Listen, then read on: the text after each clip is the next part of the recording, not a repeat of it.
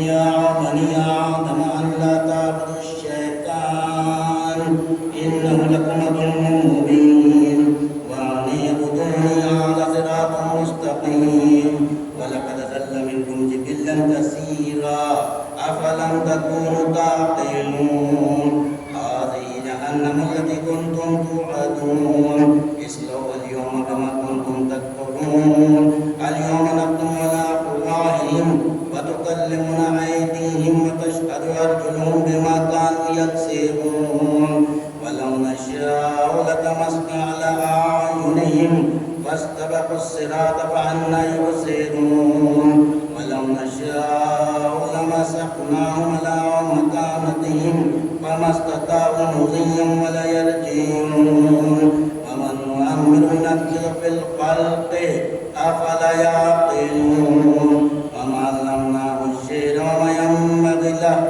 إن هو إلا ذكر وقرآن مبين لينذر من كان حيا ويحق القول على الكافرين أولم يروا أنا خلقنا لهم مما عملت أيدينا أنعاما فهم لها مالكون فذللنا لهم فمنها ركوبهم ومنها يأكلون ولهم فيها منافع ومشارب أفلا يشكرون واتخذوا من دون الله آلهة لعلهم ينصرون لا يستطيعون نصرهم وهم لهم جند مهتدون ولا يحزنك قولهم إننا نعلم ما يسرون وما يعلنون أولم ير الإنسان أنا خلقناه من نطفة فإذا هو خصيم مبين وضرب لنا مثلا ونسي خلقه قال من يحيي العظام وهي رميم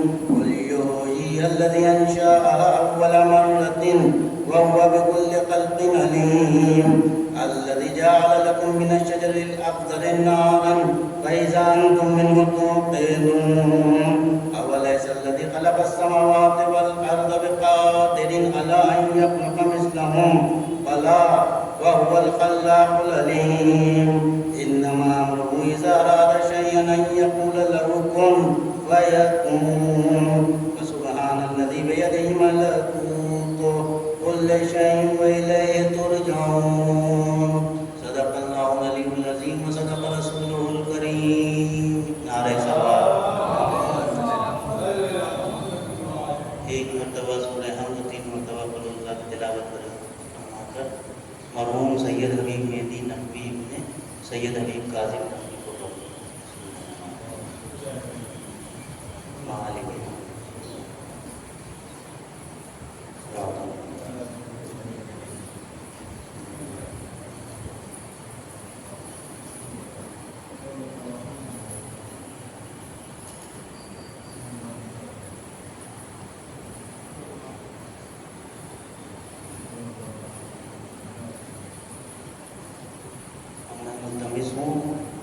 یا رسول اللہ صلی اللہ علیہ وسلم سے کیوں آئے راجہ کی درپیش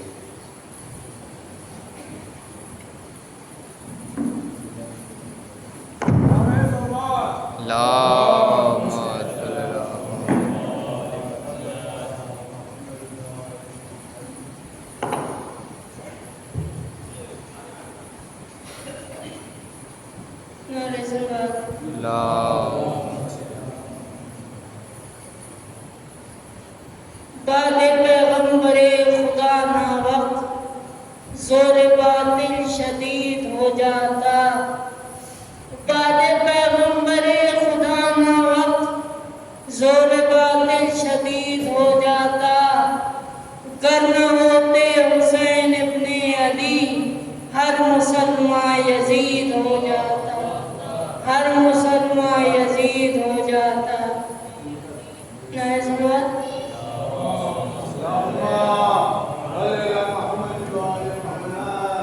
غیر میں شیخ علمدار نظر آتا ہے غیر میں شیخ علمدار نظر آتا ہے جو اس پار وہ اس پار نظر آتا ہے دیکھے حضرت عباس کو کہتے تھے نہیں یہ تو بہو حیدر کرار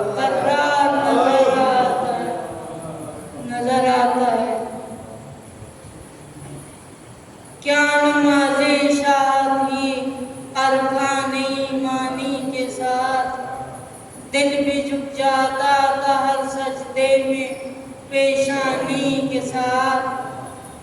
حشر تک زندہ ہے تیرا نام اے ابن رسول، کر چکا ہے تم احسان نا انسانی کے ساتھ.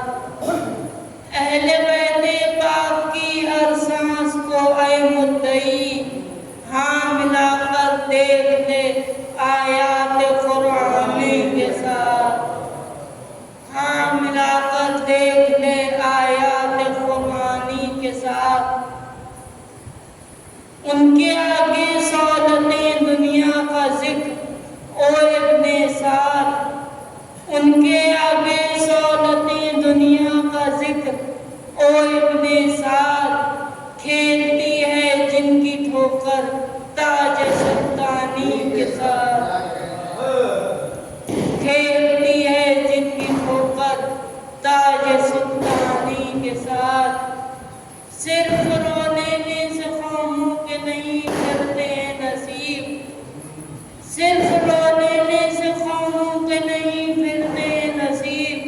خوف شانی بھی ہے لازم اشرف شانی کے ساتھ.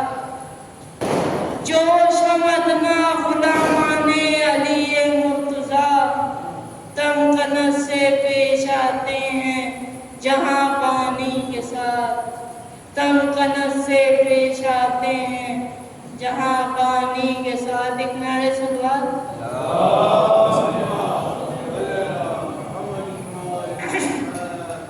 اس لیے یہ سحر و شام ابھی باقی ہے، اے محمد تیرا ہم نام ابھی باقی ہے.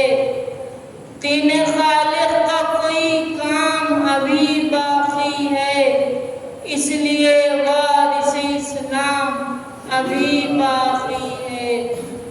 دست قدرت نے لکھا عرش بری پہ شبیر، لوح محفوظ پہ وہ نام ابھی باقی ہے، لوح محفوظ پہ وہ نام ابھی باقی ہے. الفت ساقی کوثر میں جو میسم نے پیا وہی مومن کے لیے جام ابھی باقی ہے. جو محمد کے نواسے نے دیا نیزے پر حق کا وہ دائمی پیغام ابھی باقی ہے، حق کا وہ دائمی پیغام ابھی باقی ہے. اور نے دم توڑ کے قدموں پہ کہا اے مولا، اور نے دم توڑ کے قدموں پہ کہا اے مولا، گھیر کے لانے کا الزام ابھی باقی ہے. بولے شبیر کہ میں نے تجھے آزاد کیا، فاطمہ دیں گی جو انعام ابھی باقی ہے، فاطمہ دیں گی جو انعام ابھی باقی ہے. ایک نیا سوال.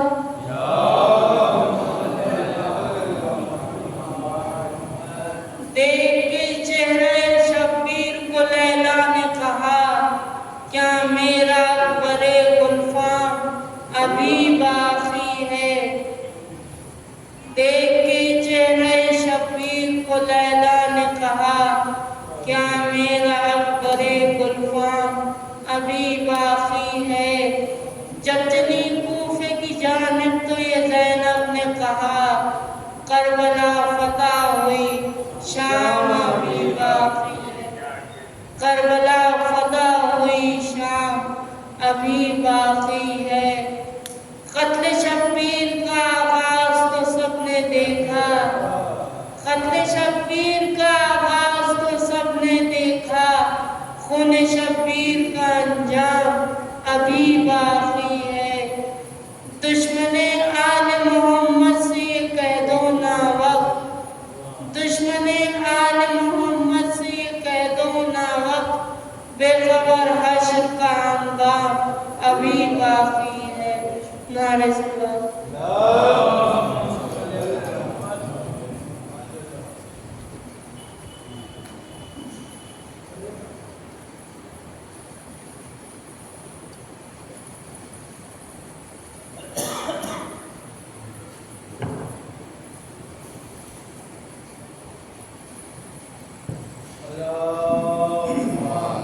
صلی اللہ نعرہ سلوات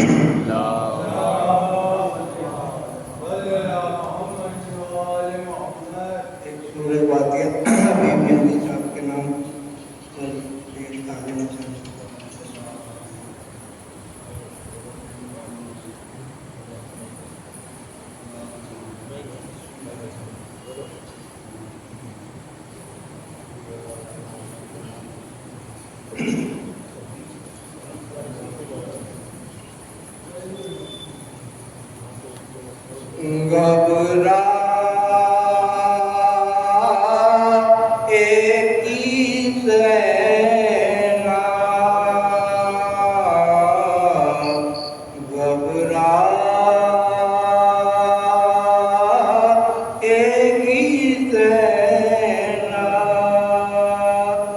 بھیا کو مدینے میں کہاں پائے گی زینب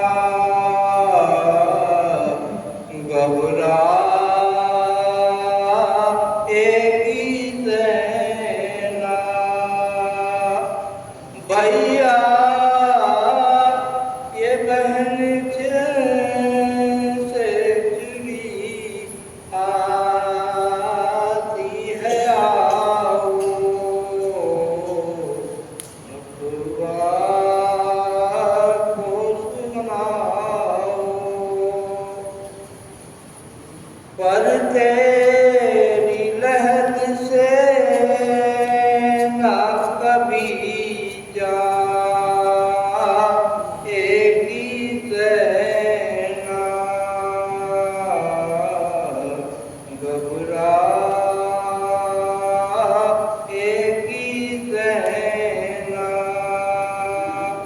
ہٹ جائے گا بس دیکھتے ہی گھر کو کلیجہ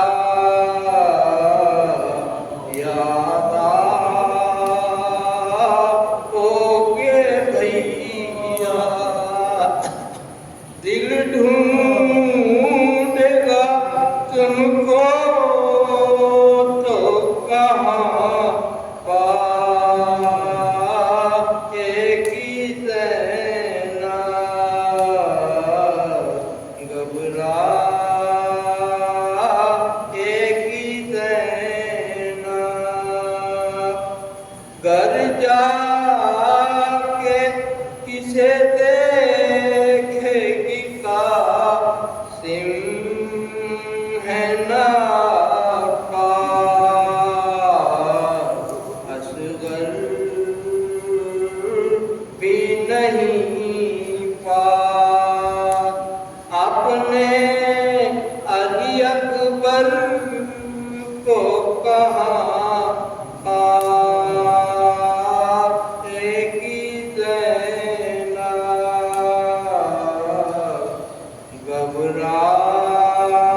گھبرائے گی زینب کیسا یہ بھرا گھر ہوا برباد الہی کیا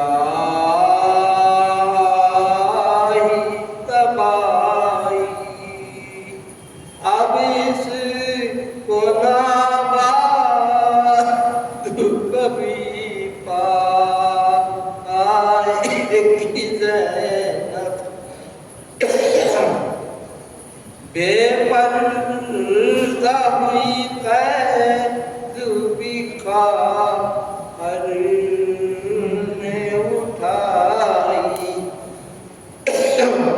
موت نائی کیا جانیے کیا کیا بھی دکھ پائے گی زینب کہہ دیجئے اکبر سے بھی جاتی ہے آؤ صورت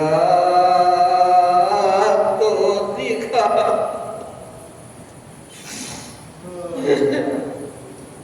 سامان سفر کا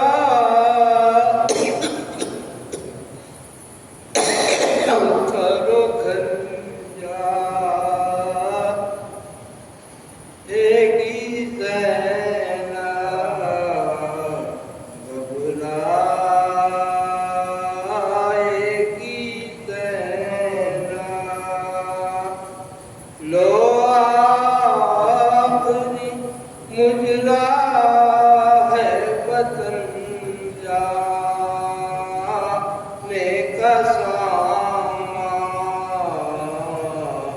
اللہ نگہباں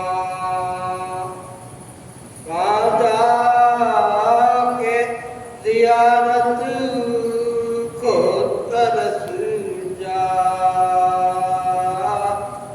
گی زینب گھبرائے گی زینب بیٹا علی اکبر جو وطن جائے گی ناشاد آئے گی تیری یاد سونے کی جگہ پائے گی زینب گھبرائے گی زینب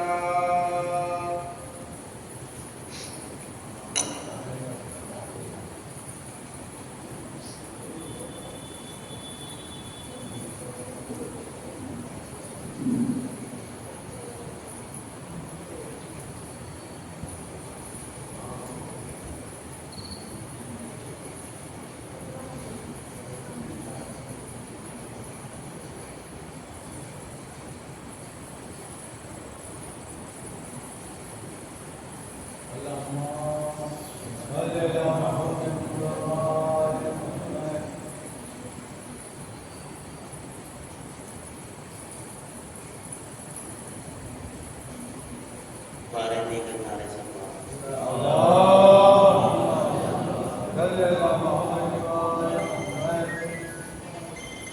میر علی صاحب مرثیہ دربار علیہ السلام شبیہ امام زماں کہتے ہیں شبیہ امام زماں کہتے ہیں تصور میں تصویر رجا کہتے ہیں تصور میں تصویر رجا کہتے ہیں جگہ مول لی ہے مزاروں کی خاطر جگہ مول لی ہے مزاروں کی خاطر زمین پہ شہیدی نشان کھینچتے ہیں شبیہ امام زمان کھینچتے ہیں وہ ہوا جن کو لگنے نہ دیتی تھی بلبل ہوا جن کو لگنے نہ دیتی تھی بلبل وہ گل اب جب آئے خاران کھینچتے ہیں شبیہ امام زمان کھینچتے ہیں ادھر خشک ہے فاطمہ کی زراعت ادھر خشک ہے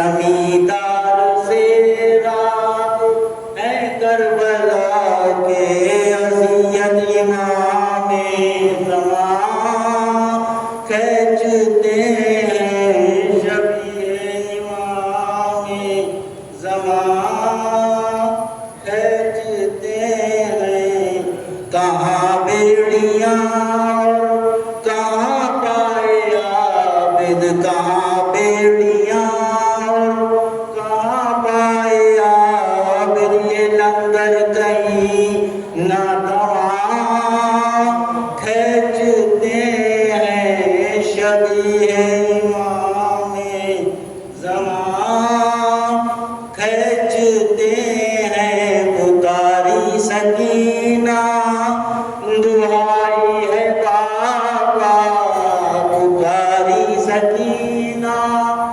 دعائی ہے بابا ستمگر میری بالیاں کھینچتے ہیں شبیہ امام زمان کہا رو کے اکبر نے اے درد تھم جا کہا رو کے اکبر نے اے درد تھم جا کلیجے سے بابا سنا کھینچتے ہیں شبیہ امام زمان کھینچتے ہیں غم شہ میں سرگرم ہے تا بچیلوں غم شہ میں سرگرم ہے تا بچیلوں یہ چلا ہمیں اے کمان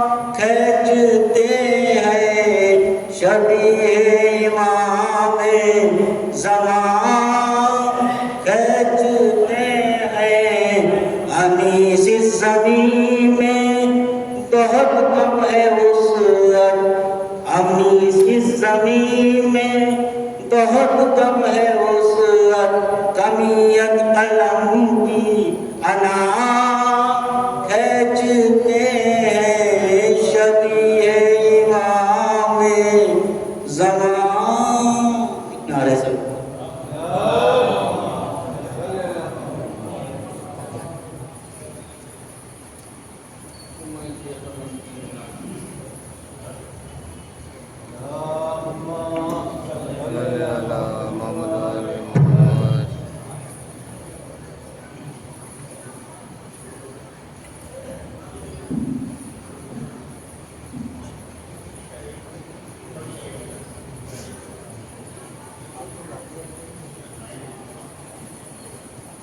تقریب بھائی آئیے تھوڑا تھوڑا آگے آ جائیے زحمت ہوگی لیکن آ جائیے آؤ آگے آگے آگے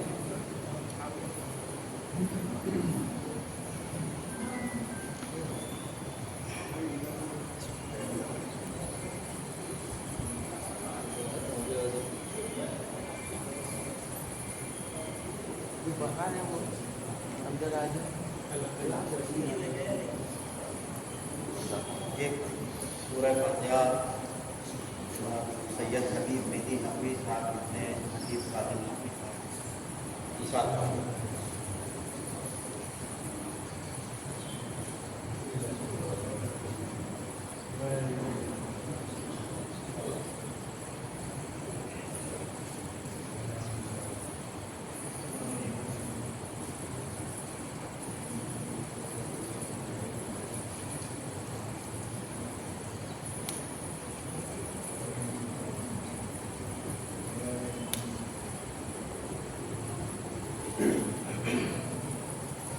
جناب نیر سکسوی صاحب کا ایک ہفتہ اور دو شعر اور اس کے بعد جناب آباد فروغ صاحب کے کلام کی فرمائش ہے انشاءاللہ سماج میں ایک سلوات دیجیے بن محمد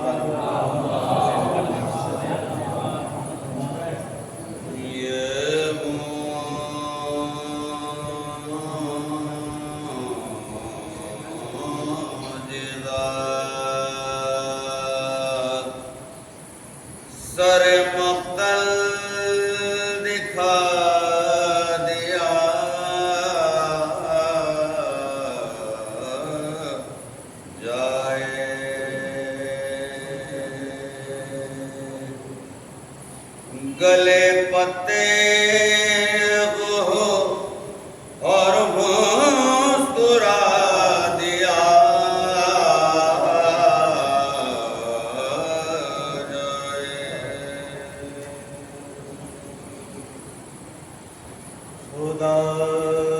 نے سونپ دی مرضی علی کے سونے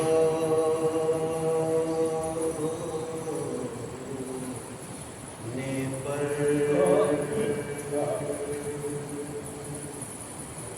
تو ابو حسین کو سجدے پر کیا دیا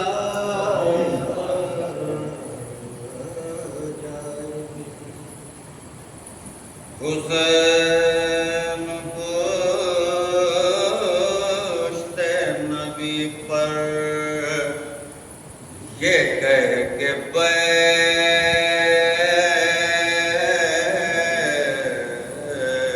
گئے چلو نماز کا قد بھی بڑھا دیا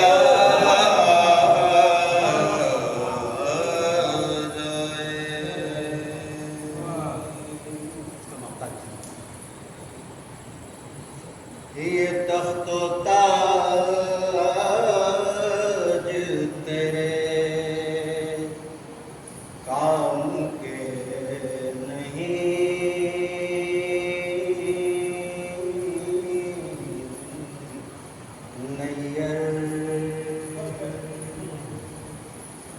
خدا سے کہہ کے مجھے تعزیہ دیا جائے سبا کے جبر محمد آغا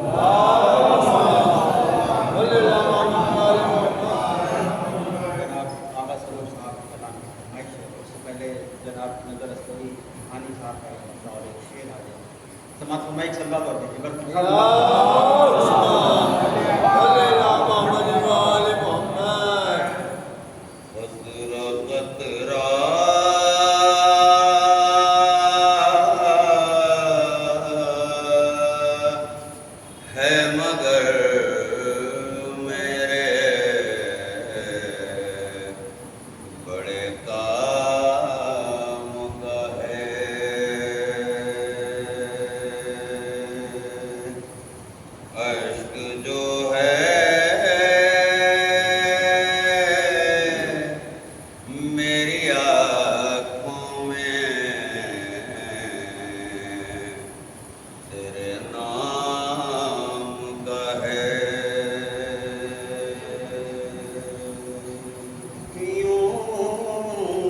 جنت سے بھی مہنگا ہے میرا عشق عذاب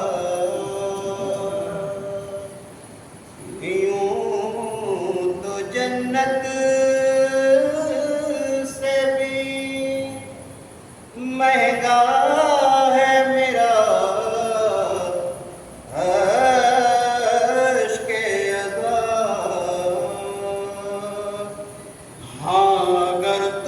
پسند آئے تو میرے دام کا ہے جو ہم موت کو زندگی بیچتے ہیں جو ہم موت کو زندگی بیچتے ہیں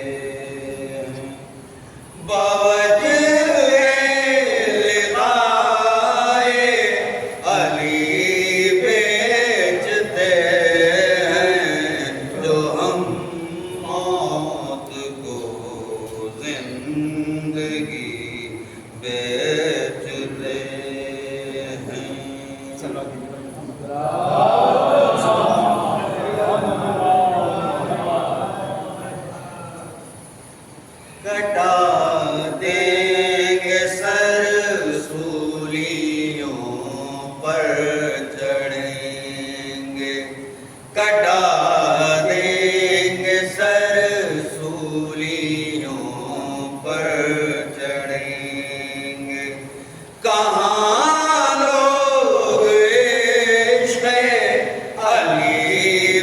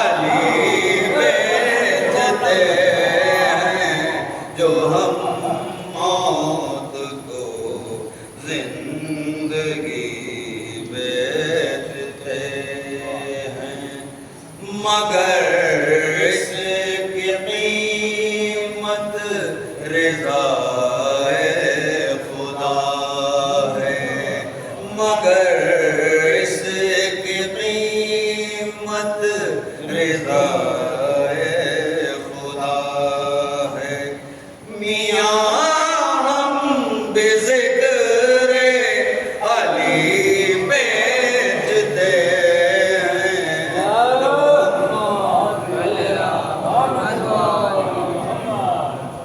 جو ہم موت کو زندگی بیچتے ہیں تجارت یہ تم کو مبارک ہو میسم تجارت یہ تم کو مبارک ہو میسم کھجوریں تمہاری علی بیچتے ہیں جو ہم موت کو زندگی بیچتے ہیں یہ ہوتا ہے دونوں کی مرضی کا سودا یہ ہوتا ہے دونوں کی مرضی کا سودا خریدار رب ہے علی بیچتے ہیں جو ہم موت کو زندگی بیچتے ہیں یہ ہوتا ہے دونوں کی مرضی کا سودا یہ ہوتا ہے دونوں کی مرضی کا سودا خریدار رب ہے علی بیچتے ہیں جو ہم موت کو زندگی بیچتے ہیں کئی مولوی نام لے کر دوا کا کئی مولوی نام لے کر دوا کا تمہیں زہر بغض سے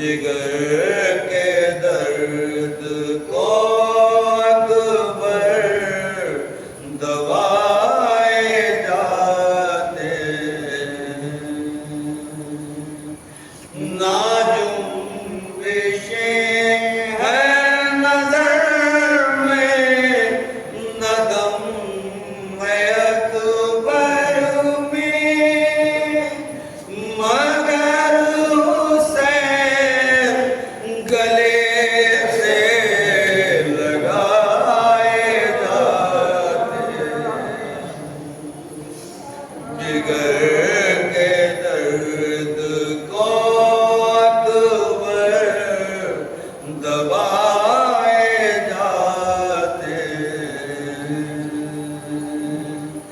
जिधर से लाशाए अकबर गए लेके हुसैन निशान बैठने उठने के पाए जाते जिगर के दर्द को अकबर दबाए जाते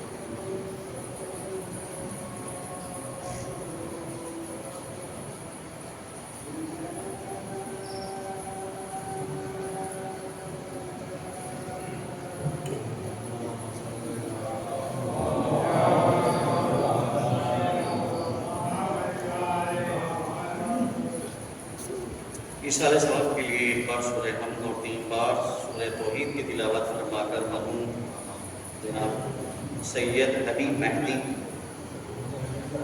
इब्ने सैयद हबीब काज़ी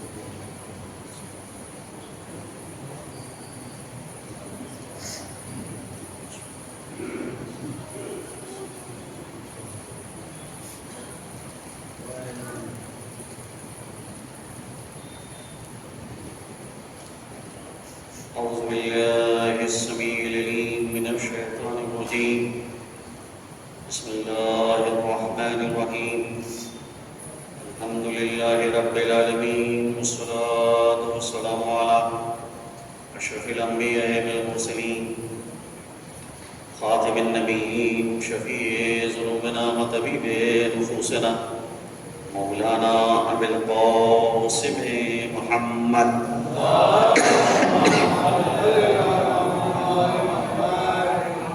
وآله الطيبين الطاهرين ولعنة الله على أعدائهم أجمعين من الآن إلى قيام يوم الدين أما بعد وقال الله تبارك وتعالى في كتابه المبين وهو أصدق الصادقين وقوله الحق بسم الله الرحمن الرحيم والعصر إن الإنسان لفي خسر إلا الذين آمنوا وعملوا الصالحات وتواصوا بالحق وتواصوا بالصبر صلوات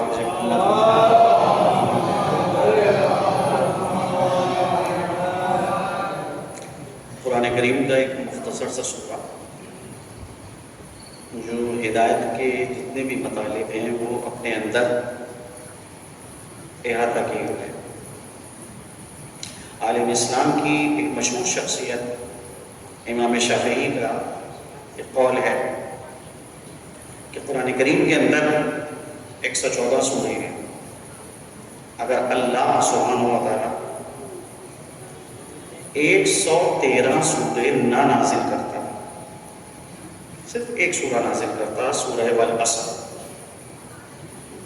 تو سورہ والعصر اتنا جامع سورہ ہے کہ جو قیامت تک آنے والے انسانوں کی ہدایت کے لیے کافی ہے۔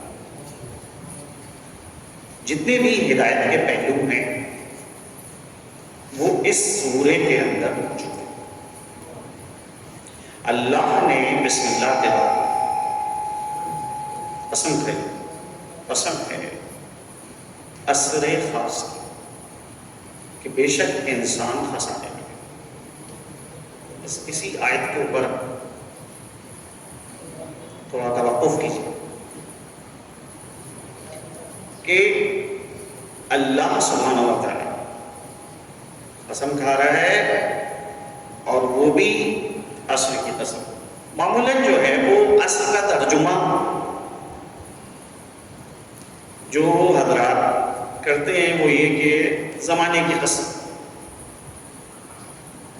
اب زمانہ جو ہے وہ بطور مطلق ہے، اس سے واضح نہیں ہوتا ہے کہ کون سا زمانہ ہو رہا ہے، اور خود لفظ عصر کے اوپر الف لام جو داخل ہے خود اس کے ایک خاص معنی ہے۔ اگر تنہا لفظ عصر ہوتا عین صاد رے، اس کے معنی ہوتے کوئی بھی زمانہ، کوئی بھی وقت۔ جیسے لفظ ہے عربی کا ایک یوم، کیا ترجمہ آپ کرتے ہیں؟ کوئی بھی دن۔ لیکن جب آپ نے یوم کے اوپر الف لام کو داخل کیا الیوم، تو مانا ہوئے آج کا مخصوص دن۔ ویسے ہی لفظ عصر ہو اگر عین صاد ر عصر، اس کے معنی ہوئے کوئی بھی زمانہ، کوئی بھی وقت۔ لیکن جب الف لام داخل کیا گیا ہے تو اس کے معنی ہوئے ایک مخصوص زمانہ، ایک مخصوص وقت۔ اصل میں عصر خود ماشاءاللہ بعض طلبہ بھی موجود ہیں، اور علماء بھی ہیں، اور صاحبان نظر بھی ہیں یہاں پر۔ لفظ عصر صرفی اعتبار سے مصدر ہے، اور عصر کے معنی ہے نچوڑنا۔ اسی بنا کے اوپر پھلوں کو جب نچوڑا جاتا ہے اور اس کا جو رس نکالا جاتا ہے تو عرب اس رس کو کہتے ہیں عصیر۔ انگور کا رس ہے تو کہا عصیر نبی، کھجور کا رس ہے تو کہا عصیر التمر۔ تو اب یہ جو رس ہے یہ کیا ہے؟ یہ ہے خالص، اور جتنی بھی حاشیے کے طور پہ چیزیں تھیں وہ سب چھٹ گئی۔ اب اس کو نہیں نچوڑا جا سکتا ہے کہ اس خالص کو بھی خالص کیا ہے۔ زمانے کو اگر نچوڑا جائے اور اس میں نقطہ مرکزی نقطہ تلاش کیا، کیونکہ زمانہ بطور مطلق ایک ہے، اس کے اندر کوئی فرق نہیں ہے۔ جو گزر گیا اس کو آپ ماضی سے تعبیر کرتے ہیں، جو ابھی موجود ہے اس کو آپ حال سے تعبیر کرتے ہیں، جو آئے گا اس کو آپ مستقبل سے تعبیر کرتے ہیں۔ تو چاہے زمانہ گزرا ہوا ہو، اور چاہے موجودہ زمانہ ہو، اور چاہے آئندہ زمانہ ہو، زمانہ زمانہ ہے۔ اب اس زمانے میں کوئی مرکزی نقطہ ہے یا مرکزی نقطہ نہیں ہے، کیونکہ اگر مرکزی نقطہ ہے تو وہ مرکزی نقطہ اس لائق قرار پا رہا ہے کہ اللہ سبحانہ و تعالیٰ اس مرکزی نقطے کی قسم کرے۔ کیونکہ قسم کبھی ایسی ویسی چیزوں کی تو نہیں کھائی جائے گی، انہی چیزوں کو قسم کے طور پہ قرار دیا جائے گا کہ جو اپنے اندر اہمیت رکھتی ہیں، ارزش رکھتی ہیں۔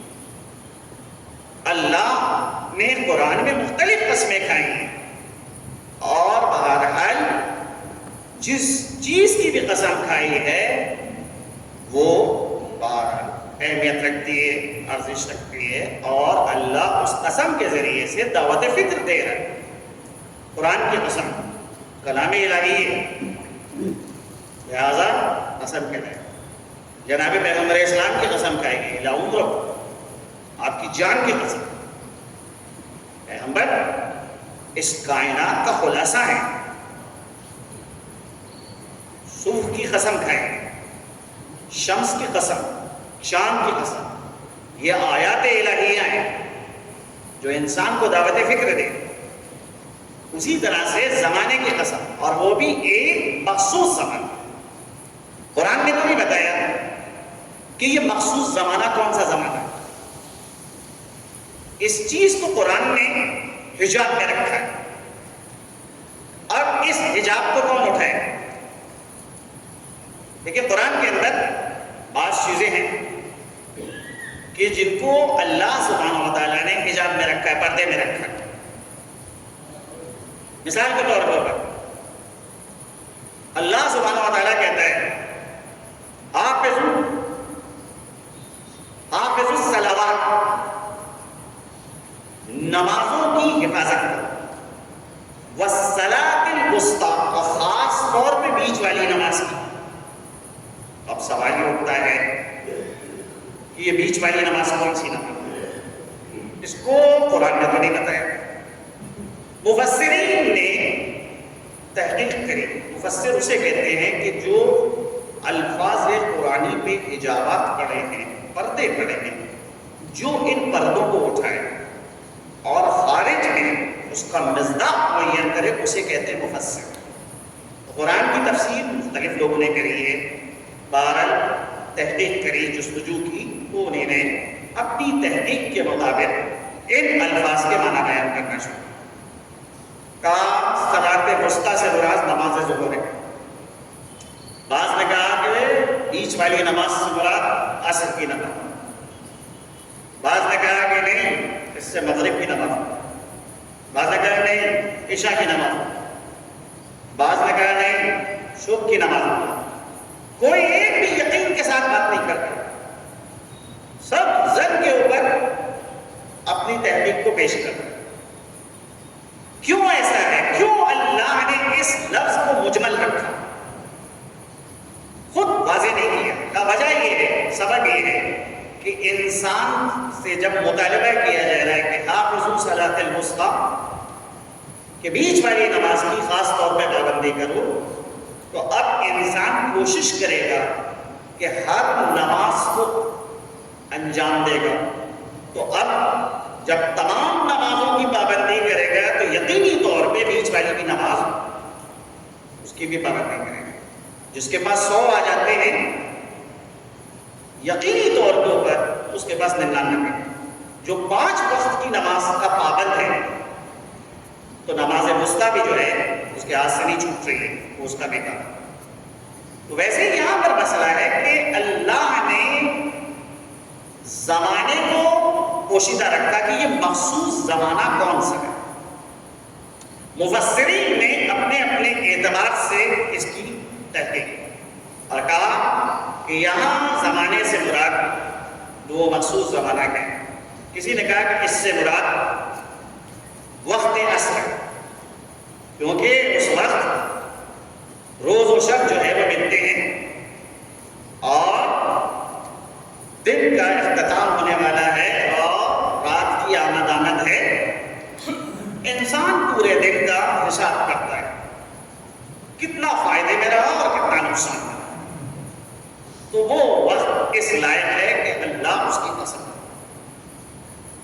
دوسرا نظریہ آتا ہے کہ نہیں، یہاں عصر سے مراد عصر پیغمبر ہے، کیونکہ وہ زمانہ انتہائی کامیاب ترین زمانہ ہے کہ جب اسلام طلوع ہوا، انسان قانون الہی سے آگاہ ہوا، عصر جاہلیت کا خاتمہ ہوا، انسان شریعت کے قوانین سے آگاہ ہو رہا ہے. لہذا وہ دور سب سے کامیاب ترین دور ہے کہ جب پیغمبر ہمارے درمیان موجود تھے اور پیغمبر کی زبانی ہم آسمانی خبروں کو سن رہے ہیں.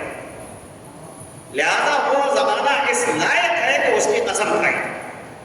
تو اگر ترجمہ یوں کیا جائے کہ قسم ہے عصر محمد کی، بے شک انسان خسارے میں. اب مسئلہ یہ ہے کہ میں نے تو خسر کا ترجمہ خسارہ کر دیا، اور اردو میں بہرحال جو ہے، جو حال ہمارے معاشرے کا اردو زبان زبان کا ہے وہ تو اتنا خراب ہو چکا ہے کہ اگر کوئی لفظ بولیے تو لوگ کہتے ہیں کہ ذرا تشریح کر دیجیے، وضاحت کر دیجیے۔ جو اس شہر میں ہم لوگ ہیں اس کے متعلق بس ایسے ہی کہا جا سکتا ہے کہ جب مکے کے لوگ عربی بولنا بھول جائیں تو پھر اور کسی جگہ کے لوگوں سے کیا توقع کی جا سکتی ہے؟ صلوات کیجیے محمد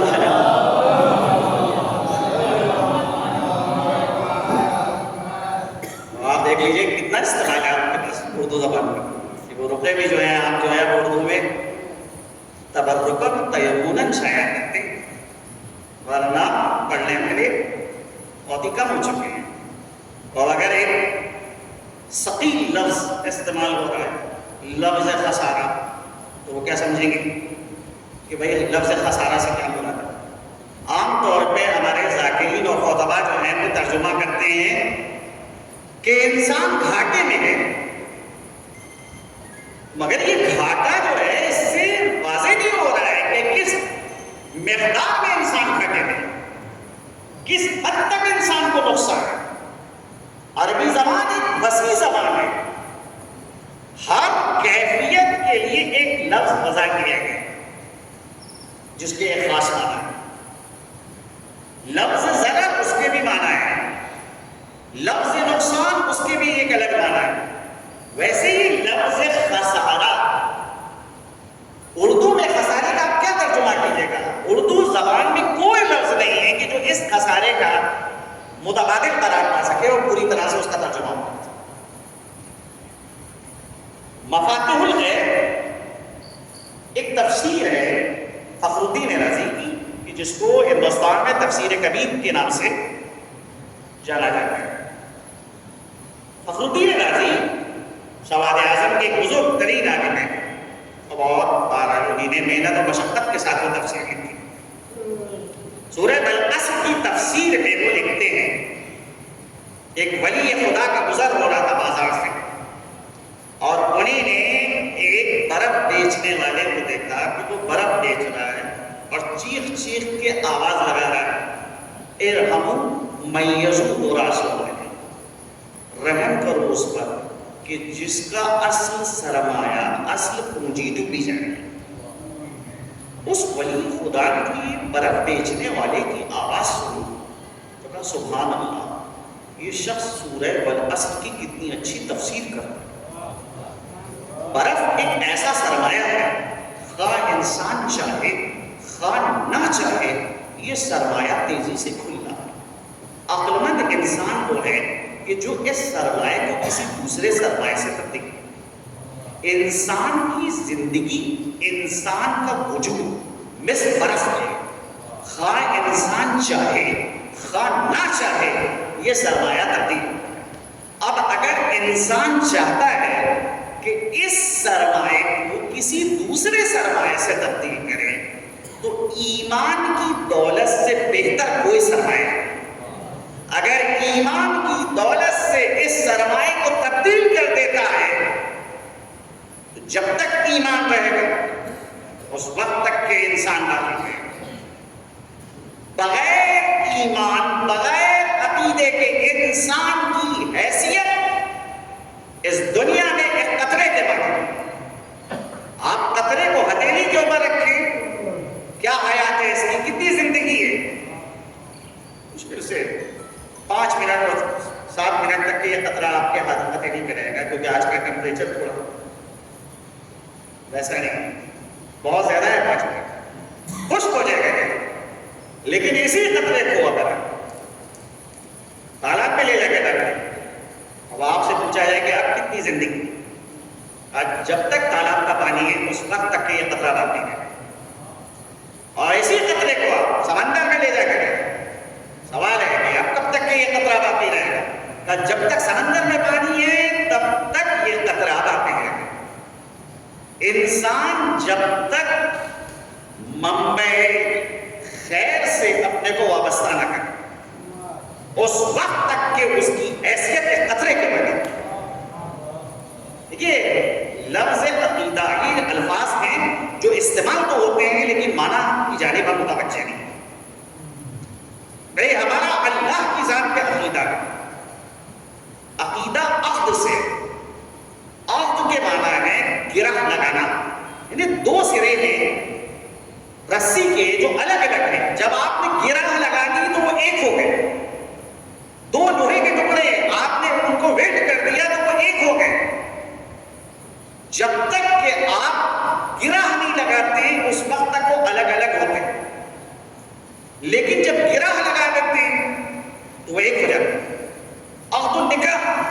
دو اجنبی شخصیتیں، آپ نے ایک چند لفظ پڑھے اور معلوم ہوا کہ وہ اجنبیت کا رشتہ ڈھہ گیا اور ان کے درمیان ایک خاص رشتہ آیا.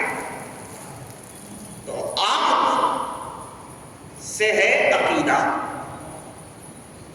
انسان اللہ کی ذات پہ جب عقیدہ قائم کرتا ہے تو گویا اللہ سے ایک رابطہ قائم کر رہا ہے، گرہ لگا رہا ہے. اور جب رابطہ قائم کیا تو نتیجہ یہ ہے کہ جتنا زیادہ یہ رابطہ قوی ہوگا وہ اوصاف کے جو اللہ سبحانہ و تعالیٰ کی ذات میں پائے جاتے ہیں وہ تمام اوصاف انسان کے اندر متجلی ہونے لگیں گے. انسان ان اوصاف کا مظہر بن جائے گا. قطرہ جب تک آپ کی ہتھیلی پہ ہے تب تک کہ اس کے اندر کوئی صفت نہیں ہے، عنقریب فنا ہو جائے گا. لیکن قطرے کو اگر آپ نے سمندر میں شامل کر دیا تو اب جو سمندر کے خصوصیات ہیں وہ قطرے میں پیدا ہو جائیں گی. یہ بھی حیثیت رکھتا ہے، طاقت رکھتا ہے کہ بڑے سے بڑے طوفان کو برپا کر دے. یہ بھی حیثیت رکھتا ہے کہ بڑے سے بڑے سیلاب کو لے آئے. کیسے یہ قطرے کے اندر صلاحیت پیدا ہوئی؟ کہا منبع کثیر سے وابستہ ہو چکا ہے. انسان اللہ سے جب وابستہ ہوتا ہے تو وہ جو اوصاف ہیں وہ سارے اوصاف اللہ کے اس انسان کے اندر ظاہر ہونا شروع ہو جائے. سلامات بھیجے محمد.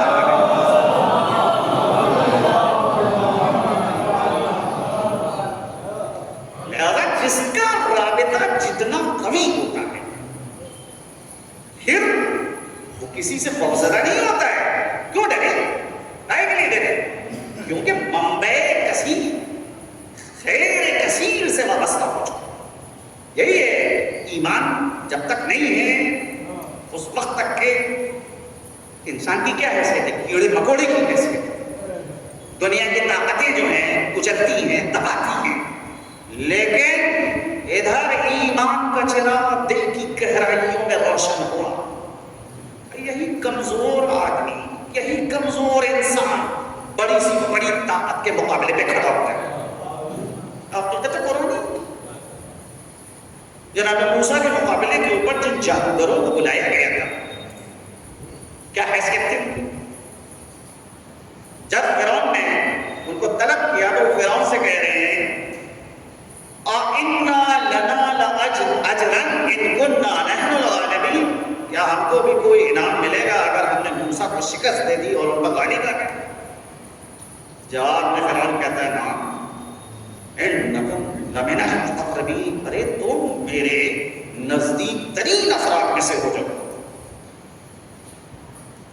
مقابلہ شروع ہونے سے پہلے ان جادوگروں کی یہ حیثیت ہے کہ وہ فرعون کی ربوبیت کے قائل ہیں، قسم کھا رہے ہیں عزت فرعون، قسم ہے عزت فرعون، آج ہم غالب آئیں گے.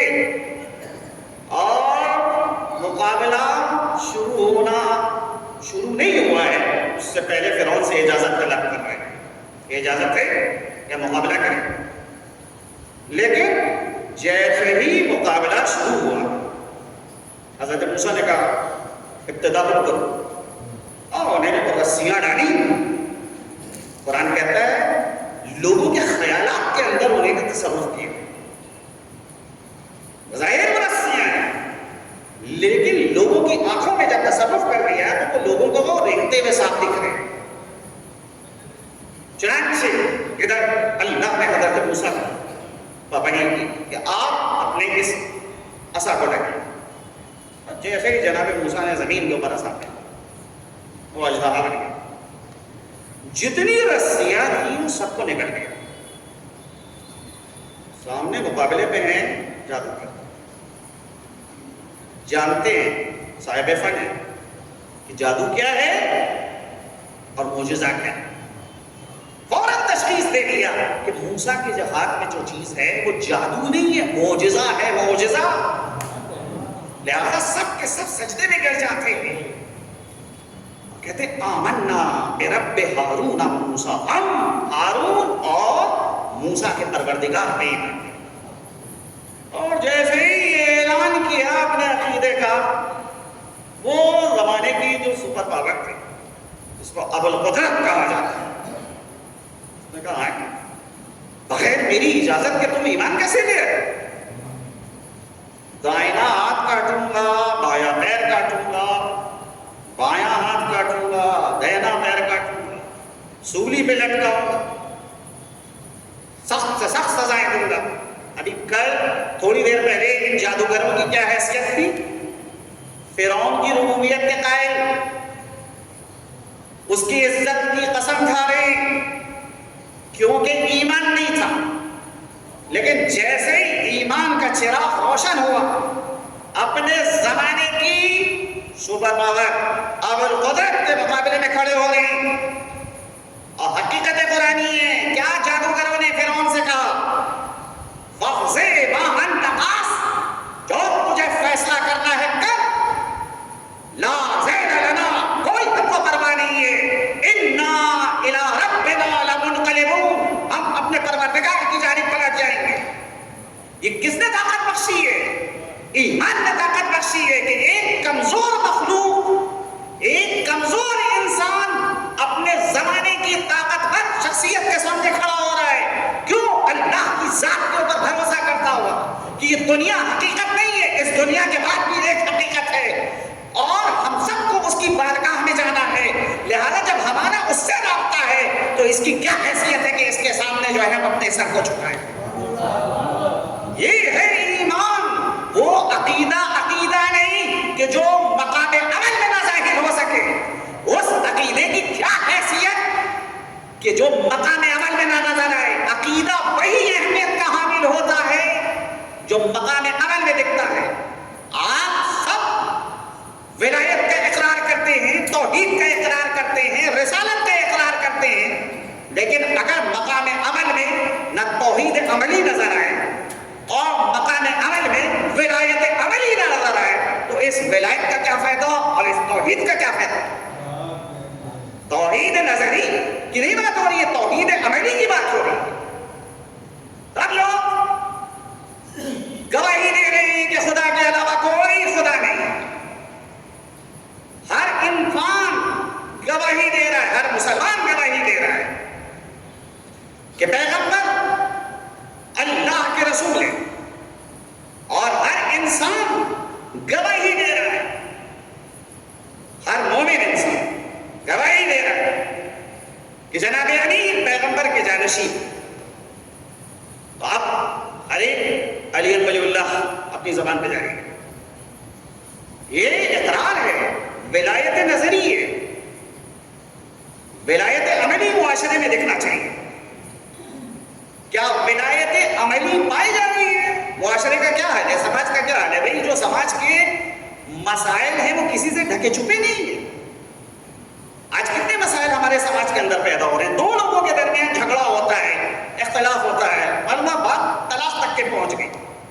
دونوں فریق جو ہیں وہ یہ کوشش کرتے ہیں کہ جتنا زیادہ دوسرے کو ستایا جا سکے، پریشان کیا جا سکے، اتنا جو ہے بہتر ہے۔ وہ جناب جو ہے وہ ایف آئی آر کٹائی جا رہی ہے، مقدمے مختلف لگائے جا رہے ہیں، مختلف الزامات لگائے جا رہے ہیں۔ یہ کیسا مومن ہے، یہ کیسا ولایت کا اقرار کرنے والا ہے کہ جو دوسرے مولائی کو تکلیف میں دے کے خوش ہو رہا ہے؟ ایک مومن کی تو یہ خصوصیت نہیں ہے کہ دوسرے مومن کو تکلیف دے، اذیت دے اور اس کے بعد وہ خوش محسوس ہو۔ آج معاشرے میں مسئلہ یہ ہے کہ آج ہم اپنے مخالف کو تو دشمنان اہل بیت کی فہرست میں رکھتے ہیں کہ بھائی وہ اس کے اندر جو خصوصیت ہے وہ تو شرک کی خصوصیت پائی جاتی ہے، وہ تو عمر سعد کا جیسا ہے۔ تو بھائی مسئلہ یہ ہے کہ آپ کا مخالف شرک کی ردیف میں کھڑا ہے، عمر سعد کی ردیف میں کھڑا ہے، تو سوال یہ اٹھتا ہے کہ کیا آپ امام حسین ہیں؟ معذاللہ نعوذ باللہ، بھائی اتنی ضرورت نہیں ہے کہ کہہ سکیں کہ میں امام حسین کی جگہ کے اوپر کھڑا ہوں، لیکن اپنے مخالف کو شمر بنایا جا رہا ہے، یزید بنایا جا رہا ہے۔ تو یہ ولایت عملی معاشرے کے اندر نہیں پائی جا رہی ہے۔ ابھی معاشرہ ہمارا ولایت عملی سے بہت دور ہے۔ وہ اخلاقی اقدار جو معاشرے کے اندر پائے جانا چاہیے نہیں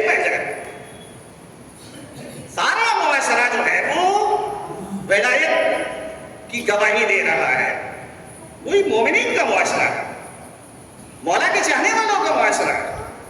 ہر ایک اذان و اقامت کے اندر علی نبی اللہ کا ہے، لیکن کیا یہ ولایت عملی معاشرے کے اندر پائی جا رہی ہے کہ اگر ہماری کوئی مشکل پیش آ رہی ہے تو ہم اپنی اس مشکل کو اس کے پاس لے کے جائیں گے کہ جو دین جانتا ہے، دین کے مطابق جو فیصلہ کرے گا ہم کو وہ فیصلہ منظور ہے، خواہ وہ ہمارے حق میں فیصلہ ہو یا ہمارے خلاف ہو۔ اس کو کہتے ہیں ولایت عملی۔ جب تک ایک انسان ولایت عملی کا پابند نہیں ہے اس وقت تک کہ ایسے انسان کو مولائی نہیں کہا ہے۔ مولائی اسے کہا جاتا ہے جو ولایت عملی کا پابند ہے، ہر مقام اور ہر جگہ کے اوپر اس بات کا متمنی ہو کہ یہاں پر میرے مولا کا کیا حکم۔ اگر ایک انسان ہر مقام اور ہر منزل کے اوپر اس بات کا متلاشی ہے یہاں پر میرے مولا نے کیا فرمان جاری کیا، یہاں پر میرے مولا کی کیا مرضی ہے، ایسے انسان کو مولائی کہا جائے۔ والعصر ان الانسان لفی خسر، بے شک انسان سراسر گھاٹے، اگر اس قید کے ساتھ ترجمہ کیا گیا تو زیادہ بات الا الذین، سوائے ان لوگوں کے جو ایمان لائے، وعملوا الصالحات، اور نیک اعمال انجام۔ یہ ہماری شخصیت مکمل ہو گئی، ایمان بھی موجود ہے اور نیک اعمال بھی ہے، تو کیا کامیاب انسان ہے؟ کہ نہیں، قرآن کے نزدیک ابھی بھی کامیاب نہیں۔ تیسرا مطالبہ ہے قرآن کا، تواصو بالحق، لوگوں کو حق کی دعوت دے، یعنی جو اچھائیاں آپ کے اندر پائی جاتی ہیں چاہے وہ عقیدے کے اعتبار سے ہو چاہے عمل کے اعتبار سے ہو، اس اچھائی کی جانب معاشرے کو بنا، کیونکہ اگر آپ ایک اچھائی کو معاشرے میں عام نہیں کر رہے ہیں، اپنے پاس رکھ رہے ہیں، نتیجہ یہ ہوگا کہ وہ اچھائی ختم ہو جائے گی۔ اگر آپ چاہتے ہیں کہ معاشرے کے اندر اچھائیاں پھیلیں تو اگر عقیدے اور عمل کی اچھائی آپ کے پاس پائی جاتی ہے تو آپ پر لازم ہے کہ معاشرے کو اس کی جانب نہ، آپ جیسے سرمایہ کا مسئلہ ہے کہ سرمایہ کو اگر آپ تجوری میں رکھتے ہیں کیا اس کے اندر اضافہ ہوگا؟ روز صبح آپ جو ہے تجوری کو کھولیں اور کھولنے کے بعد دھونی دیں اور جناب جو ہے قرآن کی ہوا دیں اور جو کام آپ کر سکتے ہیں کریں، مگر 1 روپے کا بھی اضافہ نہیں ہوگا، کیونکہ سرمایہ مال تجوری کے اندر۔ اگر چاہتے ہیں کہ اس سرمایہ میں اضافہ ہو تو لازم ہے کہ اس کو بازار میں لائیں، مختلف ہاتھوں میں دیں، تب اضافہ ہوگا۔ ویسے ہی اچھائیوں کا مسئلہ ہے کہ اگر ہم چاہتے ہیں کہ یہ اچھائیاں معاشرے کے اندر پھیلیں تو لازم ہے کہ ان اچھائیوں کو معاشرے میں شیئر کریں، چاہے وہ ایمان کی اچھائی ہو چاہے وہ عمل کی اچھائی۔ اب رہا حق کی جانب جب دعوت دے رہے ہیں تو بہرحال اس میں دشواریوں کا سامنا ہے، پریشانیاں ہیں، سختیاں ہیں، مشکلات ہیں، آسان نہیں ہے حق کی جانب دعوت دے، تو گھبراہٹ نہیں ہونا چاہیے، اس پہ مضطرب نہیں ہونا چاہیے، ایک دوسرے کو صبر کی تلقین کرنا ہے کہ حق کی دعوت اگر دی ہے تو حق کی دعوت میں سختیوں کو بھی برداشت کرنا ہے، دشواریوں کو بھی برداشت کرنا ہے، مشکلات کو بھی برداشت کرنا ہے۔ اگر مشکلات کے موقع کے اوپر انسان گھبرایا جاتا ہے ایسی صورت میں پیغام حق نہیں پہنچتا ہے۔ وہ 13 سالہ زندگی جناب پیغمبر اسلام کی مکے کے اندر اور اس کے اندر جو مسلمانوں نے مصائب و آلام برداشت کیے، مختلف پریشانیوں کا سامنا کیا ہے، حبشہ کی جانب ہجرت کری کچھ مسلمانوں نے تاکہ اہل مکہ کے ظلم و ستم سے ان کو نجات مل سکے، جو نہیں جا سکے وہ پیغمبر کے ہمراہ ہیں، ان کو طرح طرح کی اذیتوں کا سامنا کرنا پڑا، 3 سال تک شیخ ابو طالب میں رہنا پڑا اور وہاں کے اوپر مکمل طور پر بائیکاٹ کیا گیا ہے، اقتصادی اعتبار سے اور ہر حوالے سے پتے کھا رہے ہیں وہاں کے اوپر، دشواریاں ہیں، کھانے کے لیے کچھ نہیں ہے، لیکن حق کے پیغام کو نشر کرنے کے لیے وہی عزم ہے جو پہلے عزم تھا۔ 3 سال کا یہ حساب رہتا ہے، اور اس کے بعد 3 سال کے بعد نکل کے آتے ہیں تو کیا اپنا ارادہ چھوڑ دیا، کمزور پڑ گیا ارادہ؟ نہیں، ویسے ہی عزم ہے، ویسے ہی ارادہ ہے۔ تو حق کی راہ میں دشواریوں کا سامنا کرنا ہے، لہذا وہاں پہ صبر اور ضبط کا مظاہرہ کرنا۔ صبر کے معنی استقامت، ثبات قدمی، اپنے بات پہ ڈٹے رہنا کہ جب آپ نے اس بات کو تجویز دے لیا کہ جو بات آپ پیش کر رہے ہیں وہ درست بات ہے، اسے آپ پیچھے نہ آئیں، اس پہ استقامت کا ثبوت دیجیے، یہی صبر ہے۔ اگر اس صبر کا مظاہرہ کوئی کر رہا ہے تو ایسی صورت میں کامیابی ملے۔ تو یہ 4 صفتیں ایک انسان میں اگر ایک وقت پائی جاتی ہیں: ایمان، عمل صالح، حق کی جانب دعوت اور صبر کی جانب۔ یہ 4 صفتیں اگر ایک انسان اپنے اندر جمع کر لے تو ایسے انسان کو قرآن کامیاب انسان ہے۔ لیکن اگر ان 4 صفتوں میں سے بقیہ صفات نہیں پائی جاتے انسان کے اندر تو ایسے انسان کو کامیاب انسان نہیں کہا جائے۔ عملی طور کے اوپر اگر سورہ والعصر کی تفسیر کو دیکھنا ہے تو کربلا کا واقعہ ہے کہ جہاں کے اوپر عملی طور کے اوپر سورہ والعصر کی بہترین تفسیر نظر ہے۔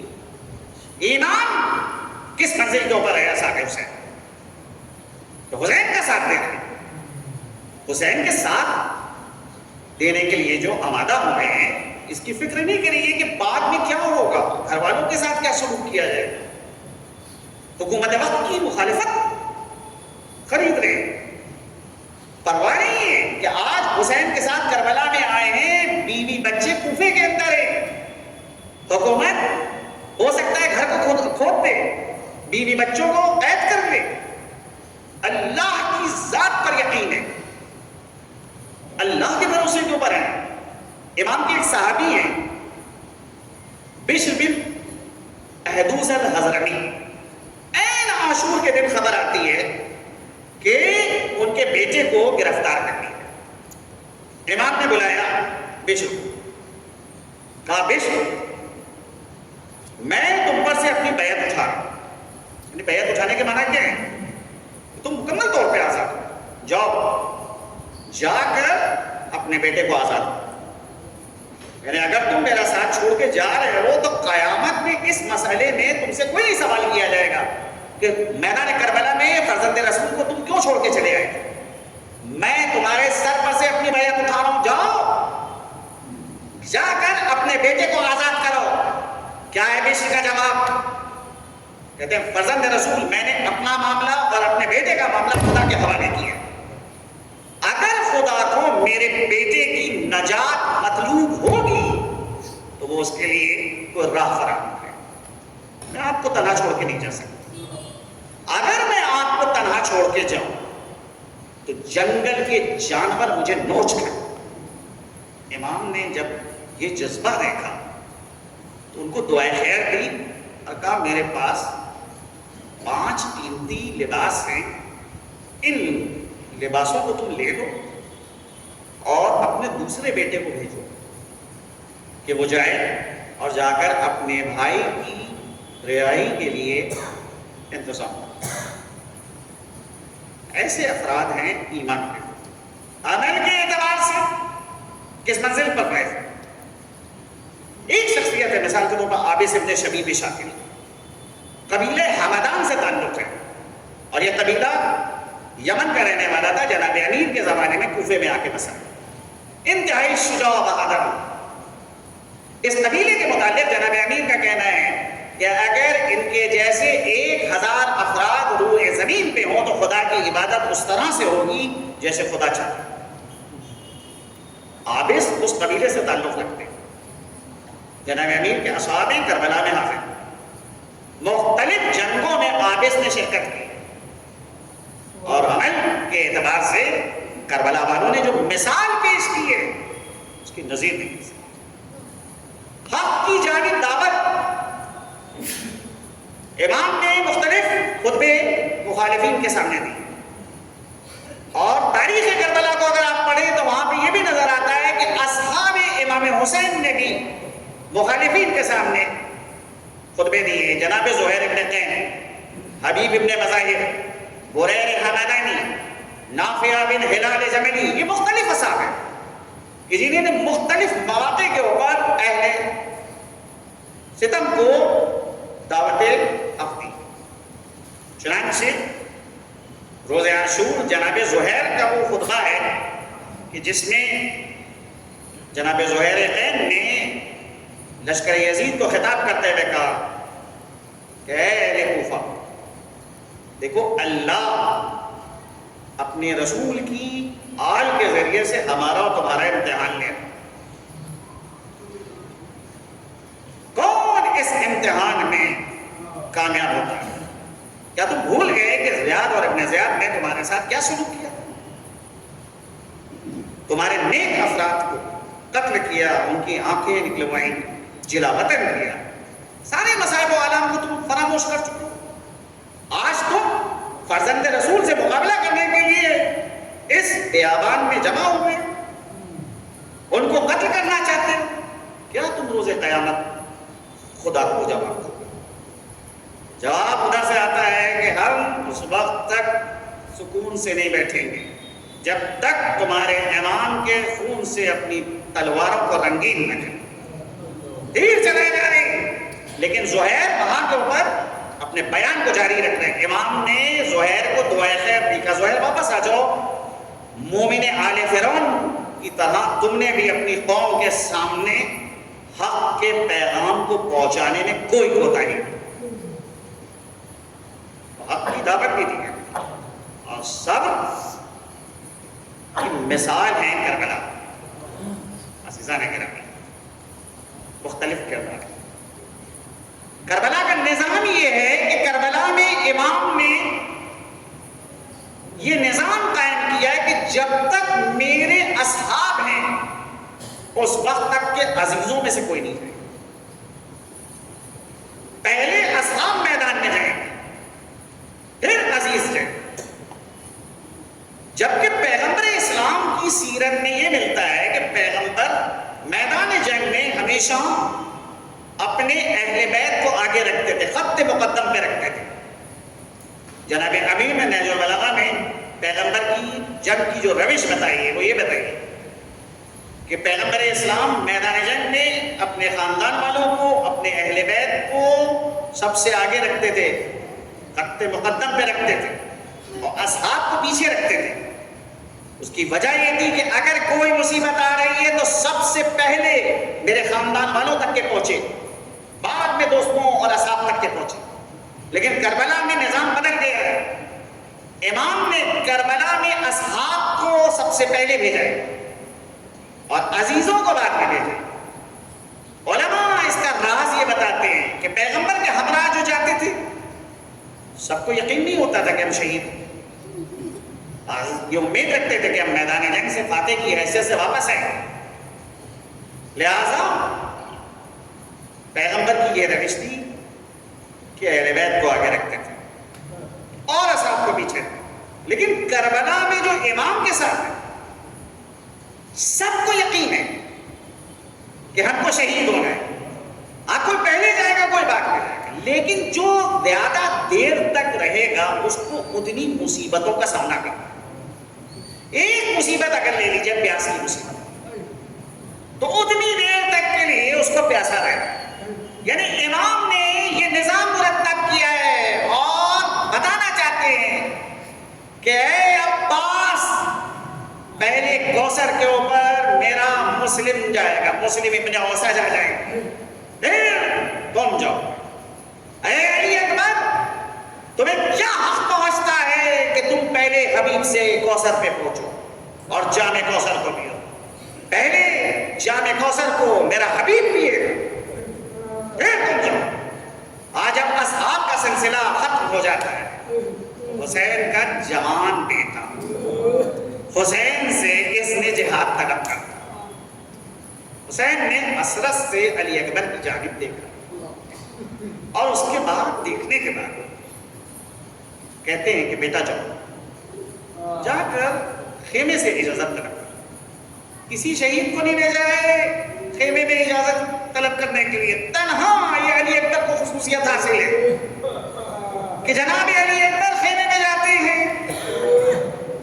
نہیں پتا کہ کیسے ماں کو سمجھایا، کس طرح سے پھوپھی کو تسلی و دلاسا دیا، لیکن جب اجازت لے کے آئے تو چہرے کے اوپر خوشی، حسرت و یاس کے ساتھ حسین نے اپنے جوان کو دیکھا۔ علی اکبر گھوڑے پہ سوار ہوتے ہیں، کیا فقرہ کہا ہے مولا نے، اللہم اشہد علی ہؤلاء القوم قد برز الیہم غلام اشبہ الناس برسولک خلقا وخلقا ومنطقا كنا اذا اشتقینا لزیارت نبیک فنظرنا الی وجہہ۔ پروردگارہ گواہ رہنا، اس قوم پہ تو گواہ رہنا، میرا وہ جوان جا رہا ہے اس کی جانب جو صورت میں، سیرت میں، رفتار میں، گفتار میں تیرے رسول سے مشابہ تھا۔ جب ہم تیرے رسول کی زیارت کے مشتاق ہوتے تھے تو اپنے اس جوان کو دیکھ لیا کرتے تھے۔ علی اکبر اجازت لے کر حسین سے مقتل کی جانب جنگ کرنا شروع کی۔ میں کہتا ہوں چشم تصور سے دیکھیے کہ علی اکبر کو بھیجنے کے بعد کیا حسین اپنی جگہ پہ بیٹھے؟ یقیناً میدان جنگ کے اوپر نگاہیں، اور ادھر ماں در خیمہ پہ کھڑی حسین کے چہرے پہ نگاہ کر رہی ہے۔ اگر میرے بیٹے کے اوپر کوئی مشکل آئے گی، کوئی مصیبت آئے گی تو حسین باپ ہیں، ان کا چہرے کا رنگ بدلے۔ تھوڑی دیر میں جناب ام لیلہ نے دیکھا کہ امام کے چہرے کا رنگ بدل گیا۔ فرماتی ہیں مولا میرے بچے کی خیر تو ہے۔ امام نے ام لیلہ کو دیکھا اور دیکھنے کے بعد کہا لیلہ میں نے اپنے نانا سے سنا ہے کہ ماں کی دعا بیٹے کے حق میں مستجاب ہوتی ہے، جاؤ جا کے خیمے میں علی اکبر کے لیے دعا کرو، کیونکہ علی اکبر کے مقابلے پر ایک نامی گرامی پہلوان ہے۔ لیلا مجھے اس بات کی فکر نہیں ہے کہ وہ نامی گرامی پہلوان ہے، فکر یہ ہے کہ وہ 3 دن کا سیر و سیراب ہے اور میرا بچہ 3 دن کا پیاسا ہے۔ ام لیلا جاتی ہیں، جا کر دعا شروع کی۔ تھوڑی ہی دیر گزری تھی کہ علی اکبر کامیابی کے ساتھ آتے ہیں۔ آنے کے بعد کہتے ہیں بابا شدت عطش سے کلیجہ پھٹا جاتا، اے بابا تھوڑا سا پانی فراہم اگر ہو جائے تو ان ظالموں کو شجاعت ہاشمی دکھا دو۔ حسین کہتے ہیں میرے لال پانی کا، اے میرے لال تم اپنی زبان کو میرے دہن میں رکھو، شاید اس سے تمہاری تشنگی میں کچھ کمی آ جائے۔ علی اکبر نے چاہا کہ اپنی زبان کو امام کے دہن میں نہیں، لیکن گھبرا کے زبان کو اپنے دہن میں واپس لے جائے۔ کہتے بابا آپ کا حلق تو مجھ سے زیادہ خشک ہے۔ حسین نے اپنے ہاتھوں سے ایک انگشتری اتاری اور کہا بیٹا اس انگوٹھی کو اپنے منہ میں رکھ، انشاءاللہ تمہارے جد بزرگوار تم کو جام کوثر سے سیرا۔ عزیزہ نے کہا علی اکبر میدان میں جنگ کرنا شروع کی۔ خدا رحمت نازل کرے جناب سید العلماء پہ یہاں پہ ایک فقرہ وہ کہتے تھے کہ کربلا میں جو بھی شہید گھوڑے سے زمین پہ آیا ہے سب نے حسین کو مدد کے لیے پکارا۔ یہ کربلا کا تنہا شہید ہے کہ جس نے حسین کو مدد کے لیے نہیں پکارا۔ جب علی اکبر کے سینے پہ برچھی لگی تو گھوڑے کے گڑے میں باہیں ڈال دی۔ تاریخ کہتی ہے کہ علی اکبر کا سر کا خون گھوڑے کی آنکھوں میں پڑا۔ نتیجہ یہ ہوا کہ گھوڑے کو راستہ نظر نہیں آ رہا ہے، گھوڑا خیمے کے بجائے لشکر میں چلا جاتا ہے۔ اب جدھر سے علی اکبر گزر رہے ہیں کوئی تیر مار رہا ہے، کوئی نیزہ مار رہا ہے، کوئی تلوار کر رہا ہے اور علی اکبر کا جسم ٹکڑے ٹکڑے ہوا جاتا ہے۔